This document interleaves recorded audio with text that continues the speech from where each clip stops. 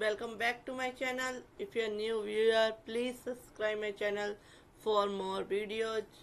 आज हम बात कर रहे हैं कि मध्य प्रदेश हाई कोर्ट ने जमानत के फैसले में भ्रष्टाचार के लिए न्यायाधीश को हटाने के फैसले को बरकरार रखा है। इट मीन कि एक महत्वपूर्ण फैसले में मध्य प्रदेश हाई कोर्ट ने जो है जमानत आवेदनों से निपटने में भ्रष्टाचार में लिप्त और कदाचार के लिए पूर्व अतिरिक्त जिला न्यायाधीश निर्भय सिंह सूलिया को हटाने के फैसले को बरकरार रखा, क्योंकि वह क्या कर रहे थे, जो बेल है, बेल के डिसीजंस हैं, जो भ्रष्टाचार में लिप्त थे, तो उसके डिसीजन को बरकरार रखा गया है मध्य प्रदेश हाई कोर्ट के द्वारा।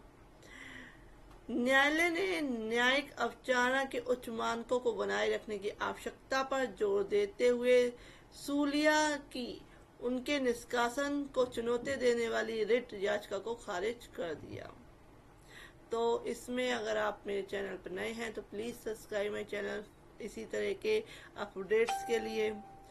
तो मामले की पृष्ठभूमि क्या है, इस केस में क्या मामला है, तो निर्भय सिंह सूलिया जिन्होंने 1987 में सिविल जज क्लास सेकंड के रूप में अपना न्यायिक कैरियर शुरू किया और बाद में 2011 में अतिरिक्त जिला सत्र न्यायाधीश के रूप में पदोन्नत हुए, यानी कि काम किया।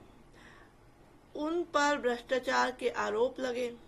12 अगस्त 2011 को जयपाल मेहता द्वारा एक शिकायत दर्ज की गई थी, जिसमें सूलिया पर भ्रष्ट गतिविधियों में शामिल होने का आरोप लगाया गया था। विशेष रूप से मध्य प्रदेश आबकारी अधिनियम 1915 के तहत जमानत आवेदनों पर निर्णय लेने में। तो इस तरीके से याचिका दाखिल की गई, उनके ऊपर आरोप लगे। जो मुख्य कानूनी मुद्दे थे वो थे कि विभागीय जांच की निष्पक्षता, क्या जांच प्रक्रियात्मक नियमों और प्राकृतिक न्याय के सिद्धांतों के अनुसार की गई थी।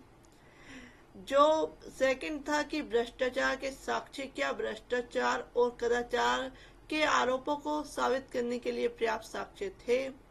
और थर्ड था कि न्यायिक समीक्षा का दायरा, कि न्यायिक अधिकारियों के खिलाफ अनुशासनात्मक कार्रवाई में हाईकोर्ट किस हद तक हस्तक्षेप कर सकता है। तो न्यायालय का निर्णय आया।